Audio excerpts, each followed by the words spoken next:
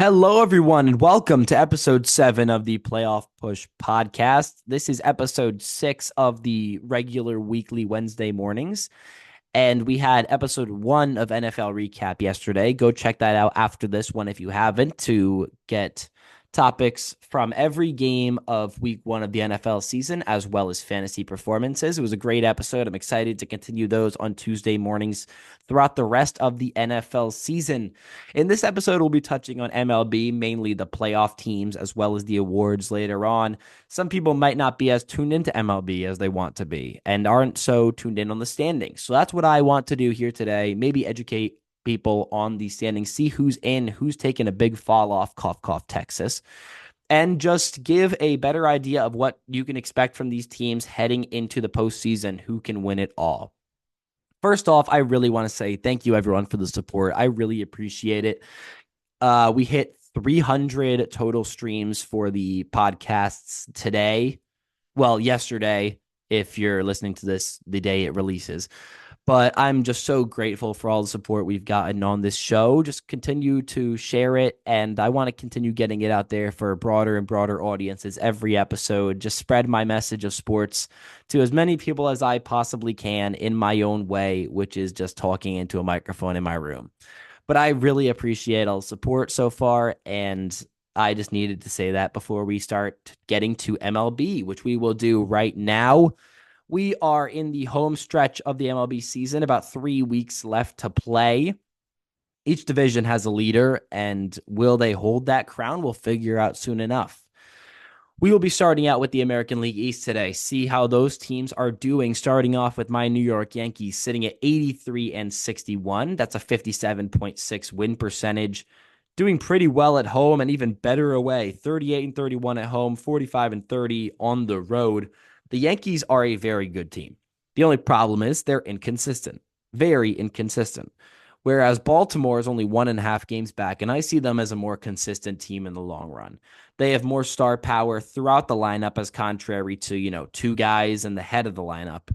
And I just see the Orioles going farther. And that's as low bias as I can have, purely because I've watched Alex Verdugo ground out to second base maybe a million times this year. And if he does it one more time, I might rip my head off. So I just don't see the Yankees making a push that far. I could see them maybe winning their first playoff series, but I can't see the Yankees going any further than that. Whereas I could see Baltimore taking the American League nomination to the World Series. We'll touch on my actual predictions later. But I would say Baltimore will end up winning this division despite being 1.5 games back of New York for now. Boston's in the push for a wild card spot, not currently in. I think 3 games back of Minnesota for the third slot, which is definitely doable, but I wouldn't be willing to bank on it. Rays and Blue Jays both will probably not happen. They're 12 and 15.5 games back, respectfully. I just don't see the talent being enough to get them across the hump. That is quite a few games to get into one of those wild card slots. So the American League East, you're looking at the Yankees and Orioles both making it, one as the division winner and one as probably the top wild card seed. Boston could slide into the 3, even though it's unlikely it could happen, so don't rule it out. Now we move on to the AL Central. Cleveland currently holding on to the division, 82-62 record for a 56.9 win percentage. They are absolutely dominant at home, but the crazy thing is they are mediocre away. They're 43-25 at home, which is 18 games over 500, whereas away they're only 39-37, which is 2 games over the median line. So this Cleveland team is very strong. We knew that coming into the year, but we did not expect it to be like this once Shane Bieber went down. Of course, the AL Cy Young during the 2020 season going down pretty early into the year is not great. But when you have guys like Steven Kwan and Jose Ramirez on your team putting up incredible numbers, same with Andres Jimenez, and they've had a really surprise performance from David Fry coming up out of nowhere, holding an 806 OPS to this point. Ramirez with an 844, Jimenez playing great defense, and Kwan did have a high batting average for a while, has 3.2 WAR despite his batting average kind of crashing. But this Cleveland team can hit really, really hard. Their pitching is not as strong. It's not bad necessarily. They have the best closer in the league in Emmanuel Clase. So if they have a 1 or 2 run lead in the ninth, you might as well hang up the cleats. But their starting pitching has been constantly banged up and really just hasn't been that great overall. So in the postseason, I think that could be their demise. And I do not think they will make it that far purely due to the starting pitching issue. I think the team that'll make it the furthest from the American League Central is the Kansas City Royals, currently 3.5 games back of Cleveland. But they've surprised everybody so far this year. Bobby Witt Jr., if Aaron Judge didn't exist, would be the easy MVP. It wouldn't even be close. He would be the MVP in the NL right now. He's having a ridiculous year, a true five-tool talent, putting his stats up on the path if Judge wasn't chasing a record yet again. But Bobby Witt this year, 9 WAR, a 335 batting average, 30 homers, and an OPS of 988 and an OPS plus of 172, where 100 is league average. He's slowly becoming, not slowly, fastly becoming the prospect we all knew he was going to be. He was one of the most esteemed prospects of the last decade, coming up through the Kansas City system and got called up. Took him a couple years, but now here he is, an MVP front runner and still has a chance to win despite Judge. I'm just a Yankee fan and I'm biased and love Aaron Judge, and I think he wins it again just because he still got robbed in 2017. But the Royals are a very good team. They have a very good pitching staff. Seth Lugo, who everyone said was washed, came in and is pitching with ridiculous numbers, have a very solid bullpen, and just have enough hitters to, keep the world spinning.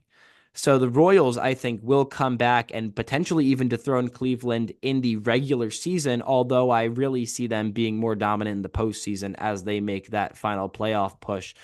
Another surprising guy has been Salvador Perez, still putting up incredible numbers despite getting up there in the age margins. And the pitching has just overall been great. Seth Lugo, 3.05 ERA. Cole Reagan's 3.33. Brady Singer, 3.42. Michael Wacha, 3.34. And Alec Marsh at a 4.66.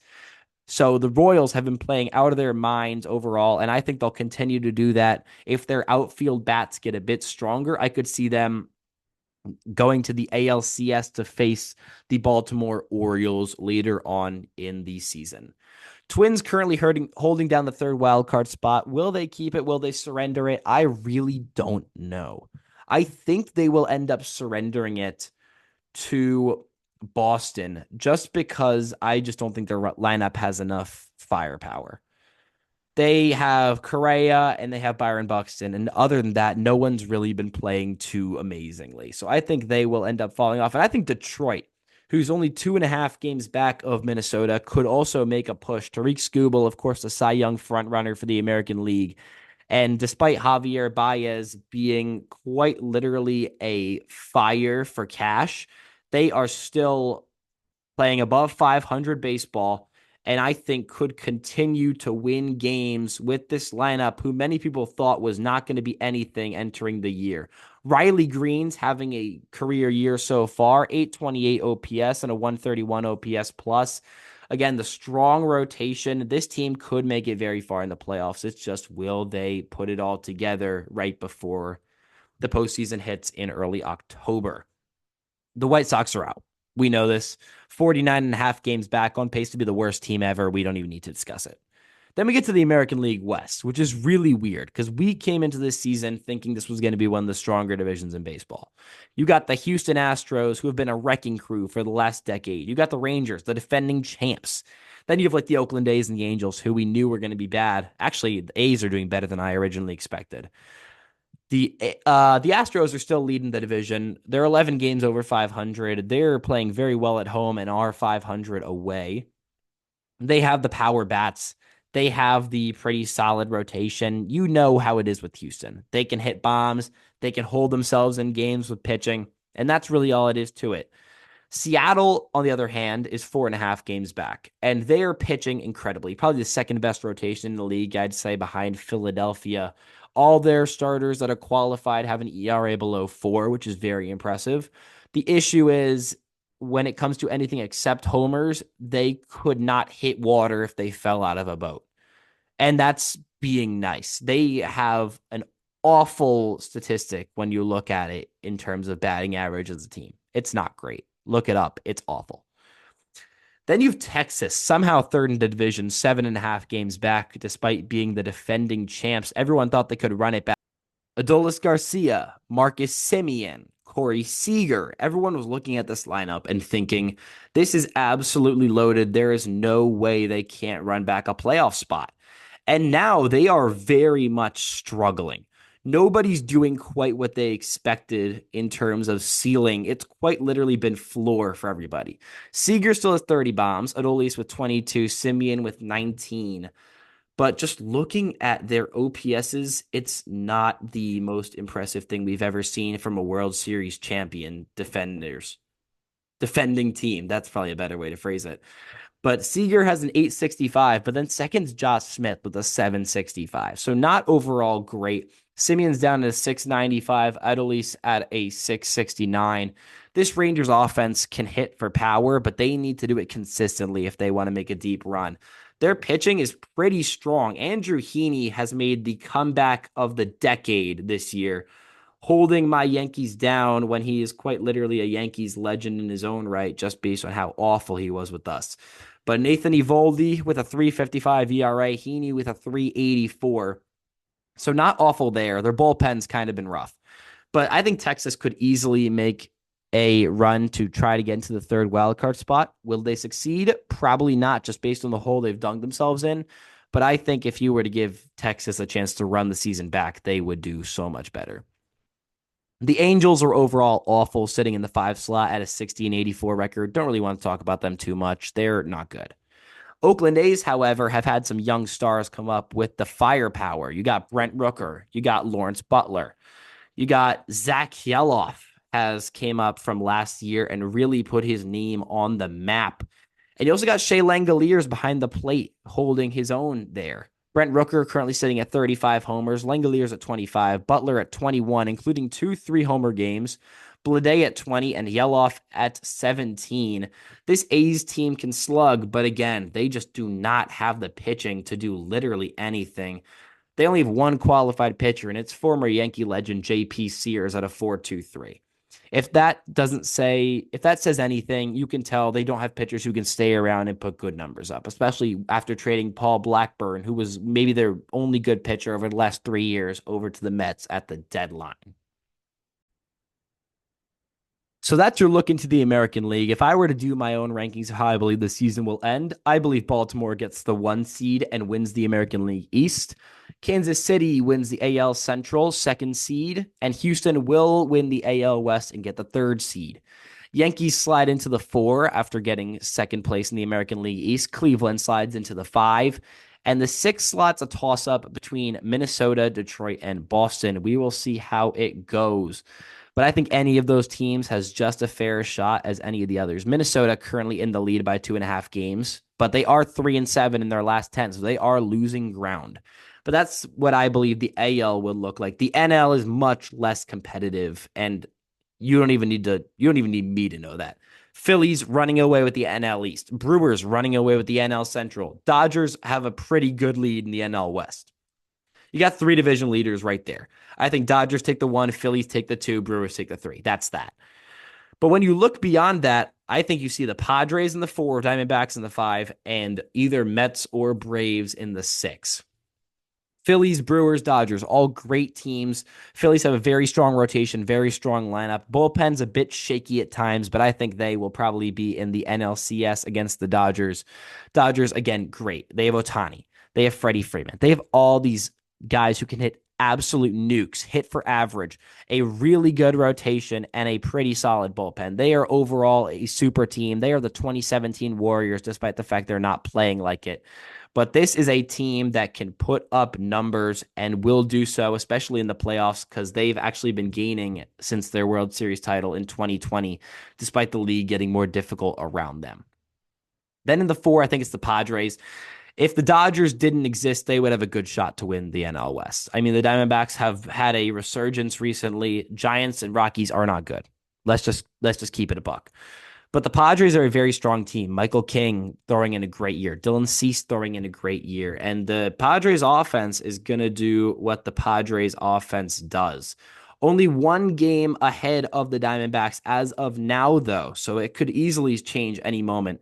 But you got Machado and you got Jackson Merrill, who has a really great shot to win National League Rookie of the Year in this lineup, putting in significant effort, 23 homers to this point, and has the second best qualified OPS on the team at an 821, only behind Jurickson Profar at an 835.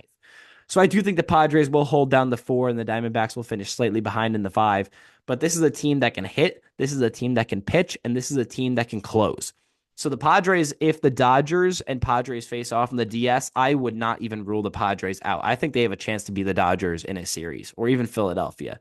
This Padres team, of course, has not been dominant this year, but you can never rule this team out. They have so many strong suits across the board. This could be a team that surprises everyone when it comes to October. And then we have the Arizona Diamondbacks, kind of a slow start to begin the year, but have really been coming back. Corbin Carroll's finally starting to hit again, getting out of the sophomore slump. This Diamondbacks team is just if you consider 50% to be mediocre, they've been a consistent 60% this whole year. Ketel Marte having the career year that we've been waiting for him to have, putting up great numbers, a 918 OPS as of now. Christian Walker behind him at an 806. But Ketel Marte is holding down this offense while Corbin Carroll gets his numbers back up. Pretty solid rotation despite some struggles, again, early on in the year. The Diamondbacks did not like the beginning of this year at all. It was really, really rough on them. But I think they do hold down the 5 slot. I think they're good enough to do it. And the 6 slot will come down to me, it's either the Mets or the Braves, and that's what it is. They're one game separated. Mets are ahead. Mets have had a Linsanity run. They're 9-1 in their last 10, and they've just been going ridiculous ever since Jose Iglesias dropped, oh my God, onto the charts. I think the Mets do end up holding it out. The Braves just have a few injuries that I think will really end up taxing them. But that's the National League. If I were to guess, I think either Phillies or Dodgers take the 1, the other takes the 2. Then the Brewers will have the 3, Padres in the 4, Diamondbacks in the 5. And if I were to guess, I would say the Mets in the 6. And I think the World Series will end up coming down to Phillies versus Orioles, but it would not surprise me if it ends up being Dodgers Orioles. I think the Orioles have a pretty clear shot in the American League. And either the Phillies or Dodgers, I think they're pretty good, comparable teams. Currently have the exact same records at 86 and 58 before either of their games finish. So they are both very good teams that could easily beat one another if ran through 3 times. Now we'll get to the awards. The American League MVP, very, very close race between Aaron Judge and Bobby Witt Jr., with Juan Soto and Gunnar Henderson slightly behind.